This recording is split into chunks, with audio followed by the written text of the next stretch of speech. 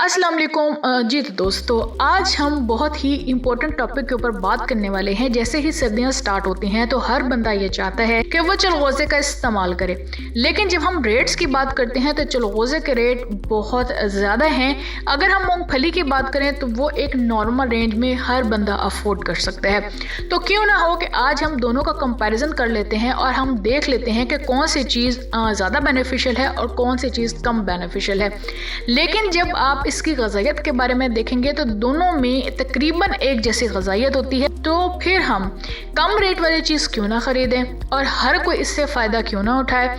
सबसे पहले हम विटामिन की बात कर लेते हैं। विटामिन ई दोनों में पाया जाता है। विटामिन सी जो कि स्किन के लिए बहुत ज़्यादा अच्छा होता है, ये भी दोनों में पाया जाता है। विटामिन B1 चलगोज़े में पाया जाता है, ये वेट लॉस के लिए बहुत ज़्यादा हेल्प करता है। इसके अलावा विटामिन B2 जो है ये सिर्फ चलगोज़े में पाया जाता है। विटामिन B6 मूंगफली में पाया जाता है लेकिन चलगोज़े में मौजूद नहीं होता है। और विटामिन डी आपको पता है कि हमारे हड्डियों और जोड़ों के दर्द के लिए कितना ज़्यादा मुफीद है, और बहुत कम खुराकें ऐसी हैं, बहुत कम ड्राई फ्रूट्स ऐसे हैं जिसके अंदर विटामिन डी पाया जाता है।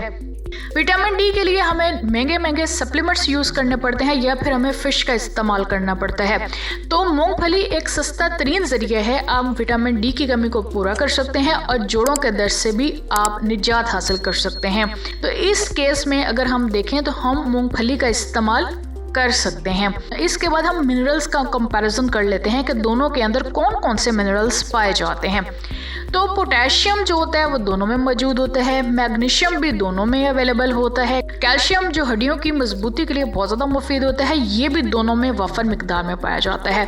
अगर हम मैग्नीज की बात करें तो वो चलगोज़े में मौजूद होता है, आयरन दोनों में पाया जाता है, सोडियम भी दोनों में पाया जाता है, और जिंक जो होता है वो चलगोज़े के अंदर ज़्यादा पाया जाता है और मूंगफली में नहीं होता अवेलेबल।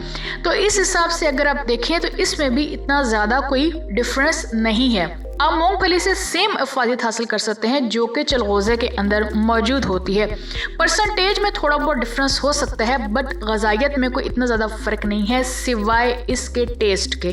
तो अगर हम प्रोटीन की बात करें तो दोनों में अवेलेबल होता है, लेकिन चलगोज़े के अंदर ज़्यादा अवेलेबल होता है। अगर हम एक टाइम पे चलगोज़ा खा लेते हैं तो हमें ज़्यादा देर तक भूख नहीं लगती है, हमारा मैदा डिस्टर्ब नहीं होता है, तो इसलिए चलगोज़ा यहाँ पे थोड़ा सा एक दर्जे ऊपर चला जाता है। अगर हम इनकी अफादियत की बात करें, जिनका कोलेस्ट्रॉल लेवल बहुत ज़्यादा बढ़ जाता है, उस वजह से उनको हार्ट के प्रॉब्लम्स होने लग जाते हैं, तो कोलेस्ट्रॉल को कम करने के लिए, हार्ट के प्रॉब्लम से दूर होने के लिए आप दोनों का इस्तेमाल कर सकते हैं, लेकिन एक टाइम पे एक चीज़ का इस्तेमाल कीजिए।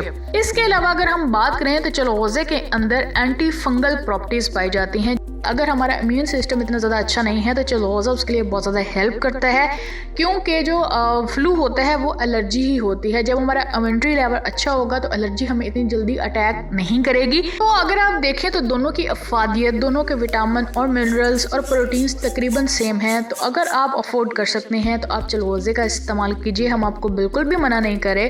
टेस्ट के एतबार से वो ज़्यादा बेहतर होता है, लेकिन अगर आप अफोर्ड नहीं कर सकते तो आपको ऐसे कंट्री में जाने का बिल्कुल भी ज़रूरत नहीं है। आप मूंगफली का इस्तेमाल करें, फ्राइड मूंगफली का आपने इस्तेमाल नहीं करनी, भुनी हुई मूंगफली का आप इस्तेमाल कर सकते हैं। तो इस केस में दोनों की ग़ज़ाइयत तकरीबन सेम हो जाती है। अगर आप चाहते हैं कि आप इन सारी प्रॉपर्टीज़ को अपने अंदर इनटेक करें सस्ती कीमत में, तो आप मूंगफली का इस्तेमाल कर सकते हैं और हर बंदा इसको अफोर्ड कर सकता है। जी तो दोस्तों, अगर आपके लिए ये वीडियो बेनिफिशियल हुई है और आपने हमारी वीडियो से कुछ सीखा है तो आप हमारे चैनल को सब्सक्राइब भी कर दें, हमारे बेल आइकन को भी प्रेस कर दें ताकि आने वाली सारी वीडियो आपको मिलती रहें और इसी तरह आप हमारी टिप्स से भी फ़ायदा उठाते रहें। चलें जी, हम आपको मिलते हैं नए टॉपिक के साथ नई वीडियो में। तब तक रब रखा एंड अल्लाह हाफिज़।